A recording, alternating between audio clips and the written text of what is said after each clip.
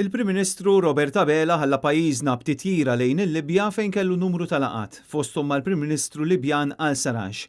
Flimkien ma' Roberta Bela kien hemm il-Ministru għall-Affarijiet Barranin Evarist Bartolo u l-Ministru għall-Intern Byron Camilleri. Skont sorsi minn Kastilja waqt dawn il-laqat kienet diskussa mhux biss il-kriżi tal-immigrazzjoni iżda anke traffikar illegali tal-armi lejn il-Libja. Din kienet l-ewwel żjara ta' Bela fi Tripli minn mindu l-Gvern iddeċieda li jirtira minn missjoni militari biex jitwaqfu l-armi li qed jiddaħħlu b'mod kontinwu fil-pajjiż għal benefiċċju tal-milizzi illi bħalissa jinsabu fi gwerra. Fl-ambitu tal-immigrazzjoni l-affarijiet mhux jidhru sbieħ fiż-żona Libjana.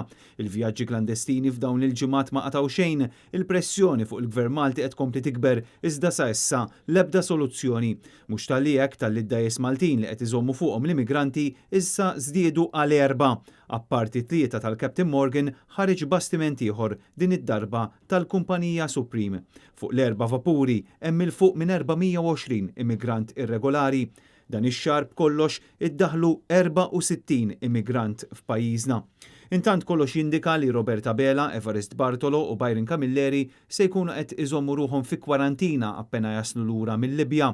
Skont l-avviż legali maħruġ mis-Supretendent tas-Saħħa Pubblika, dawk li jaslu lura Malta minn pajjiż ieħor iridu jagħmlu 15-il ġurnata kwarantina obbligatorja inkella jeħlu multa.